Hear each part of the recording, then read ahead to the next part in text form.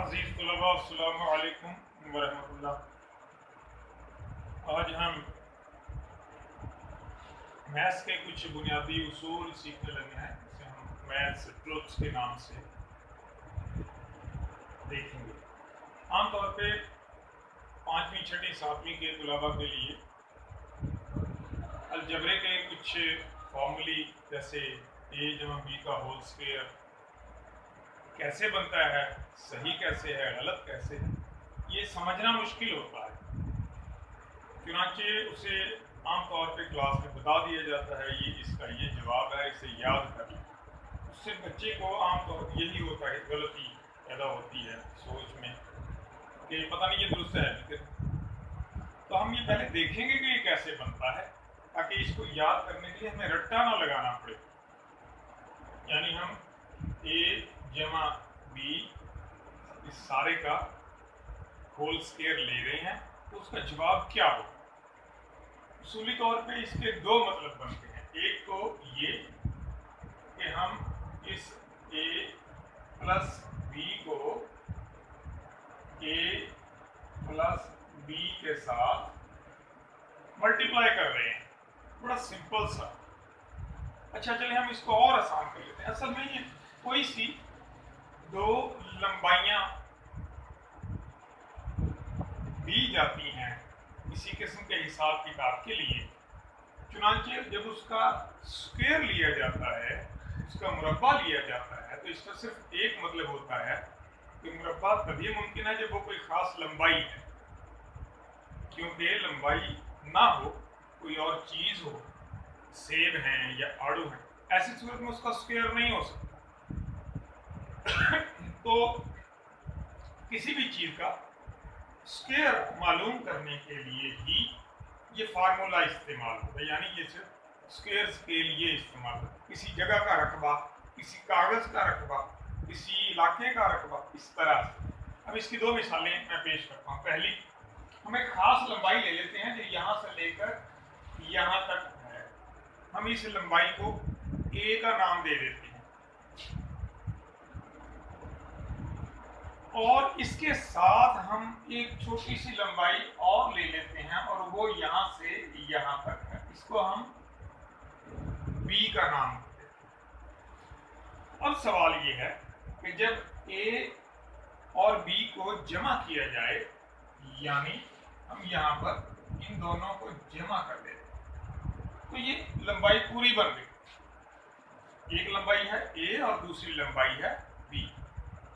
One length is known as A, the second is known as B. अब जब हम कहते हैं कि इसका होल का स्क्वायर लेना है, तो हमें इस होल लेंथ का ही स्क्वायर लेना पड़ेगा। वो हम लेकर चेक करते हैं, देखिए कैसे। यानी ये हमने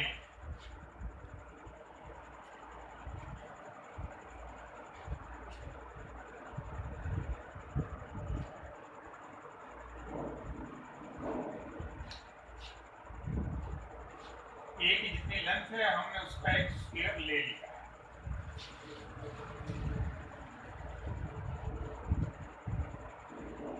अब आते हैं हम दूसरे हिस्से की तरफ। दूसरा हिस्सा है B। अब हमने B का भी एक स्क्वायर लेना, तो ये हमने उसी लंबाई के बराबर एक B का स्क्वायर ले। हम इसे थोड़ा सा नीचे लगा रहे हैं सिर्फ समझने, इससे आगे ये B का स्क्वायर आ गया। अब अगर हम गौर से देखें तो इस लंबाई का टोटल स्क्वायर, होल स्क्वायर हमें यहाँ से यहाँ तक और यहाँ से यहाँ तक लेना पड़ेगा। यहाँ से हमें पता चलता है कि इसका जवाब a का स्क्वायर प्लस b का स्क्वायर प्लस दो लेंथ्स ऐसी आ रही हैं जिनमें a और b आपस में मल्टीप्लाई हो रहा है। मैं आपके सामने ये भी रख देता हूं।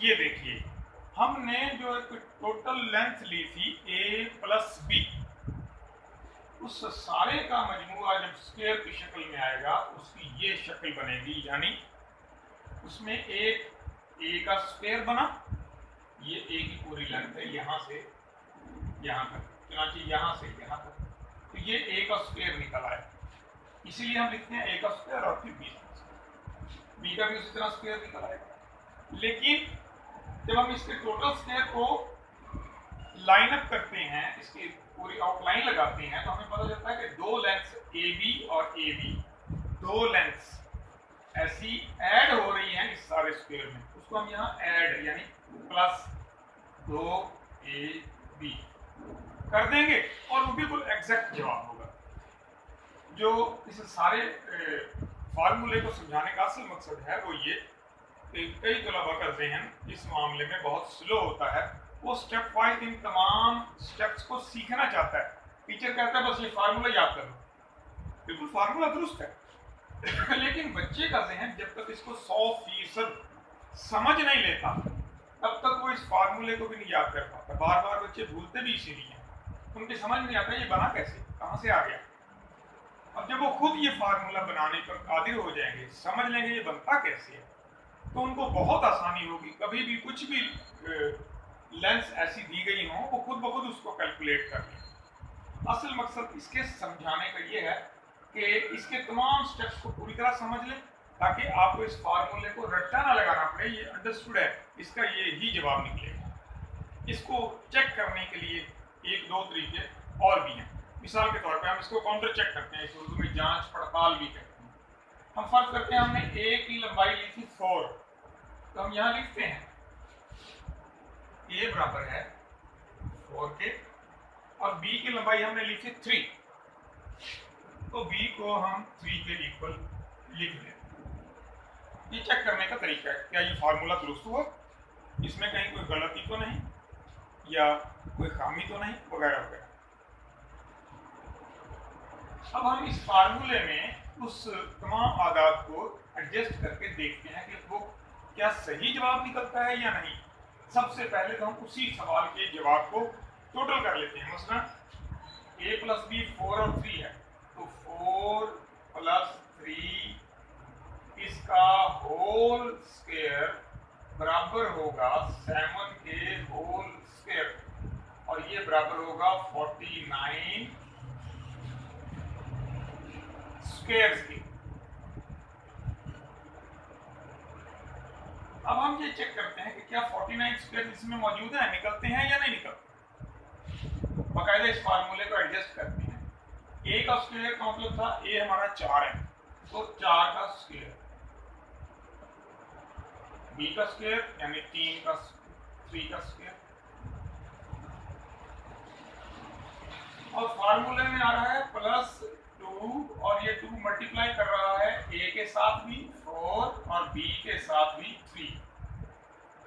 हम इन तीनों को ज़रब देंगे तो एग्जैक्ट जवाब आ जाएगा कि क्या ये जवाब सही निकलता है।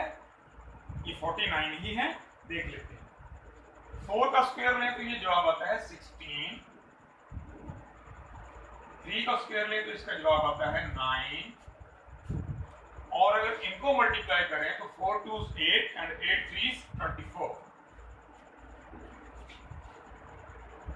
और इन सबको टोटल करें तो हमारा आंसर आता है 49 स्क्वायर्स। हमारा सवाल जब हल करने पर निकला तो ये जवाब 49 स्क्वायर निकला। हमने पहले से देखा था कि इसका एक्चुअल जवाब क्या निकलना है, वो है 49 स्क्वायर्स। अब हम देखते हैं क्या ये वाकई 49 स्क्वायर्स है। यस, ये 1 2 3 4 5 6 7 और ये 7 into 7 है, तो अंडरस्टूड है ये 49 स्क्वायर्स है। इस तरह से हम अपने फार्मूले को काउंटर चेक भी कर लेते हैं। तो इससे हमें ये फायदा होता है कि हम इसके तमाम स्टेप्स को सीख लें, और किसी भी मौके पर किसी किस्म की कोई भी लंबाई, दो लंबाइयां हमें दे दी जाएं और उनका स्क्वायर निकालना हो, तो उनका स्क्वायर सिर्फ a का स्क्वायर और b का स्क्वायर नहीं होगा। जब उसका होल स्क्वायर लेंगे तो उसके साथ ये हिस्सा भी शामिल होगा, क्योंकि ये उसके स्क्वायर को कंप्लीट करता है। इसके बगैर स्क्वायर कंप्लीट नहीं होता। उम्मीद करता हूँ ये आपको समझ आ गया होगा। अगर इसके मामले में आपको किसी किस्म की कोई मुश्किल हो, आप मुझे इनबॉक्स में लिख कर भेज सकते हैं, मैं आपको उसका जवाब दे। बहुत शुक्रिया। ये हमारे लाभ। अस्सलाम वालेकुम।